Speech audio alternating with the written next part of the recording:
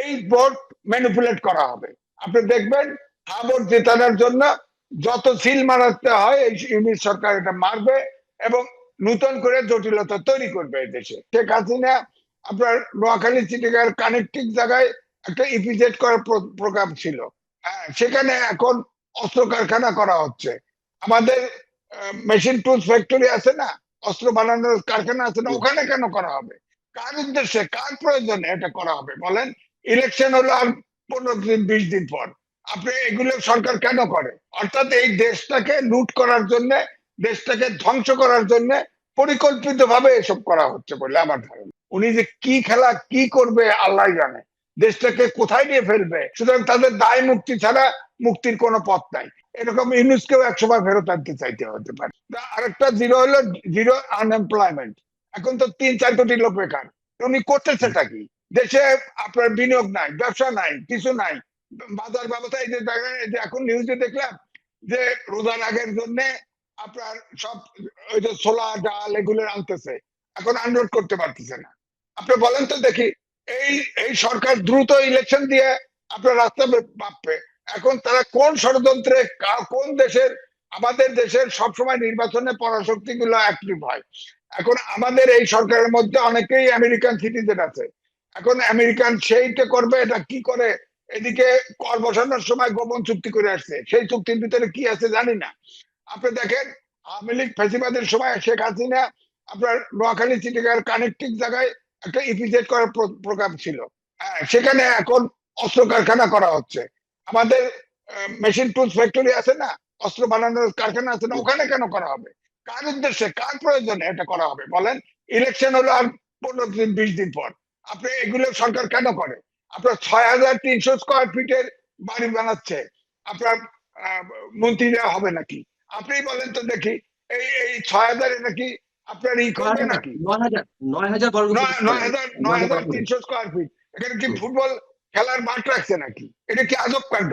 এগুলো সরকারের প্রজেক্ট, এগুলো কিভাবে হয় বলেন? ইলেকশন দিয়ে চলে যাবে এ তো। আবার দেখেন বিমানে 3 উপদেষ্টাকে বোর্ডে ঢুকাই দিছে। উপদেষ্টারা আসছে এদেশে বেনিয়া বর্গী হিসাবে, নাইলে একটা উপদেষ্টা কি করে বলেন আপনার বিমানে ডাইরেক্টর হয়? এখন শোনা যাচ্ছে বিমান আসবে, ওটা অ্যাপ্রুভ করবে, অথবা ওখান থেকে কি করবে না করবে, কমিশন টমিশন জানি না। 3 জন উপদেষ্টা, আপনি জানেন বোধহয়। আপনার জননিরাপত্তা, নিরাপত্তা উপদেষ্টা বোর্ডে আছে। ইলেকশন যদি সঠিকভাবে দিতে চায়, ইলেকশন কমিশনের সেক্রেটারিকে ওই ডাইরেক্টর বানাই দিছে। আবার বিদ্যুৎ উপদেষ্টাও বানাই দিছে। বলেন তো 3টা মেজর সেক্টর সেটা আপনার বোর্ডে দিছে। এটা কতখানি ছোট লোক চিন্তা করেন। উপদেষ্টা হয়ে যায় বিমানের বোর্ডে ঢোকে, বলেন তাদের মান ইজ্জত বোধ নাই।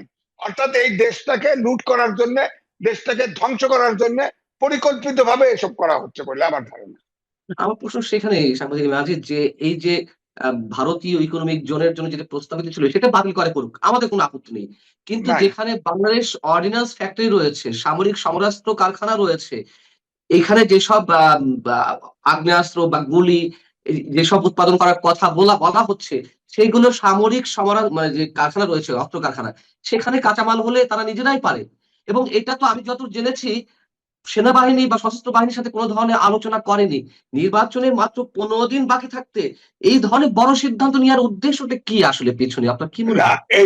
এইটাই তো আমি বললাম তো, বিমানের বোর্ড করা, আপনার মেশিন টুলস ফ্যাক্টরি আছে, সেখানে আপনি ডেভেলপ করে যত খুশি অস্ত্র বানান না, অ্যাটমিক বোম বানান না, সমস্যা কি? বানান না, ক্ষমতা থাকলে বানান না, প্রজেক্ট নেন। কিন্তু আমার কথা হচ্ছে নির্বাচনে আছে 15 দিন। আপনি অন্তর্বর্তীকালীন সরকার, আপনি যদি নির্বাচনে আন্তরিকই হন, তাহলে আপনার কেন এইসব মেগা প্রজেক্ট গুলো আপনি নিচ্ছেন? বিমানের 2-3 উপদেষ্টা পাঠায় দেন, তার ভিতরে ইলেকশন কমিশনের সিনিয়র সেক্রেটারি আছে, বলেন আপনি। তাহলে প্রশ্ন এই জন্য রিক্সায় উঠলে বলে ইলেকশন হবে তো, এই প্রশ্নের বাইরে যেতে পারছে না। কারণ পৃথিবীতে আমার মনে হয় একমাত্র আল্লাহ ছাড়া ডক্টর মোহাম্মদ ইউনূসের মনের খবর কেউ জানে না। উনি যে কি খেলা কি করবে আল্লাহ জানে, দেশটাকে কোথায় নিয়ে ফেলবে। এদিকে বিশ্ব ব্যাংক, আমি অনেক ডিটেল বলবো না, বিশ্ব ব্যাংক ফোরকাস্ট করেছে এবছরের শেষে জিডিপি গ্রোথ হবে 3.5%। অর্থাৎ এই ইলেকশনটা যদি না হয় তাহলে দেশে দুর্ভিক্ষ হবে। তো দুর্ভিক্ষ কে সামাল দিবে বলেন আপনি? এই জন্য আমি বলছি যে যত ঝামেলাই হোক না কেন, এই সরকারের উচিত নির্বাচন দিয়ে নির্বাচিত সরকারের কাছে ক্ষমতা হস্তান্তর করে বিদায় দেওয়া, নইলে দেশটা কিন্তু ভয়ানক বিপদগ্রস্ত হবে বলে আমার কাছে মনে হচ্ছে। আমি এই অস্ত্র কারখানার বিষয়ে একটু আপনাকে জিজ্ঞেস করি। তুরস্ক, চীন, পাকিস্তান এরা নাকি এক ফ্রন্টে এসেছে বাংলাদেশকে কেন্দ্র করে, এরা আলাদা একটা জোট, মানে বাংলাদেশ কেন্দ্রিক আর কি। আমরা এবং যত জানি তুরস্ক এখন যুক্তরাষ্ট্রের প্রক্সি করে, মানে যুক্তরাষ্ট্র কোথাও সরাসরি ইনভলভ হলে সেটা তো বিরোধিতা আসে, আমাদের মনে একটা তুমুল সন্দেহ জাগে, এখন তাদের হয়ে প্রক্সি করে। এরকম কোন খেলা, মানে গভীর কোন ষড়যন্ত্রের মধ্যে আমরা পড়েছি কিনা, এবং সেটি এরা বাস্তবায়ন করছে কিনা? আমার কাছে মনে হয় তাই। কারণ আমি তো আগেই বললাম যে আমাদের দেশে নির্বাচন হলে সকল পরাশক্তি অ্যাক্টিভ হয়। অর্থাৎ আমাদের যে জিওগ্রাফিক ভৌগোলিক অবস্থান, তাতে করে আপনি দেখেন সারা বিশ্বে 80টা সেনাঘাঁটি আছে আমেরিকান, এই জোনে নাই, সাউথ ইস্ট এশিয়ার ভিতরে কোনো নাই। তো এখন ধরেন আমেরিকা তো শেখ হাসিনা কিন্তু বলেছিল যে আমরা ওই সন্দ্বীপ দিলেই আমার সরকারে থাকার সমস্যা নেই, ওই দ্বীপ দিলেই। এগুলো কথার কথা হয়তো আমরা বিশ্বাস করি নাই বা করি না, এটা হতে পারে, হতে পারে। কারণ তাদের এই সাবকন্টিনেন্টে আমেরিকার খবরদারির জন্য এখানে একটা সেনাঘাঁটি দরকার এই অঞ্চলে, এবং সেটা বাংলাদেশ আপনার সবচেয়ে উপযুক্ত প্লেস। এটার যে ওই কারখানা, অস্ত্র কারখানার ভিতরে এই আমেরিকার ইন্ধন নাই বা আমেরিকার ইচ্ছা নাই, গোপন চুক্তির ভিতরে যে ওটা নাই, এটা কেমন করে বুঝবেন আপনি? আমার বক্তব্য হচ্ছে যে আপনি তো এটা শুরু করতে পারবেন, শেষ তো করতে পারবেন না। এটা তো বিশাল ব্যাপার, বিশাল প্রজেক্ট। যেমন মন্ত্রীদের জন্য ফ্ল্যাট বানাচ্ছেন 9,030 করে, এটা তো শেষ করতে পারবেন না। এটা টেন্ডার দিবেন কি? টেন্ডার দিয়ে কমিশন কার বিদায় হবেন নাকি? আমি তো বুঝতেছি না। নাকি বাইরের কোন এজেন্ডা বাস্তবায়ন করতেছেন? জাস্ট বাস্তবায়ন। আপনি ধরেন এই যে যে যে অস্ত্র কারখানা করার চেষ্টা করা হচ্ছে, অস্ত্র তৈরি করা, এটা তো হয়তো কোনো দেশকে দিয়ে ফেলবে, কিন্তু ওখান থেকে কমিশন খায় যাওয়া যাবে, কিন্তু ওটা তো তৈরি শেষ করতে পারবে না, শুরুও করতে পারবে না। কেন ফিজিবিলিটি তাদের স্টাডি অনেক কিছু আছে। তাদের যদি এই ধরনের কোনো ডিজাইন থাকে, না আরো 5 বছর 10 বছর থাকবে, যেটা আপনি বললেন ইউনুসের, ডক্টর ইউনুসের মনের কথা এক আল্লাহ ছাড়া আর কেউ যায় না, যদি এই ধরনের টার্গেট তাদের ভিতরে থাকে? না, থাকলে তো তখন পার্লামেন্ট, সংসদ তো নির্বাচন হবে, মেজরিটি কেউ না কেউ পাবে, সেটা জামাত পাক আর বিএনপি পাক। এবং ওই সিচুয়েশনে আপনি দেখবেন এই সরকার তখন পালানো ছাড়া রাস্তা থাকবে না, কিন্তু তখন সেই নির্বাচন কি অভ্যুত্থানের মতো আসলেই হবে? সব শক্তি এক হবে, কিন্তু সেই সব নির্বাচন শক্তি কি এক হবে। আসলেই হবে 12 তারিখে? মানুষের মনে তো এখন অনেক ধরনের সন্দেহ রয়েছে। আল জাজিরাতে একটি রিপোর্ট প্রকাশ হয়েছে যে আইন শৃঙ্খলা পরিস্থিতি ভয়াবহ এবং আন্তর্জাতিক বিশেষজ্ঞরা আশঙ্কা করছেন 12 তারিখের নির্বাচন নিয়ে। এই ধরনের ইঙ্গিত দেওয়া হয়েছে আল জাজিরা রিপোর্ট, যেটি মঙ্গলবার প্রকাশিত হয়েছে।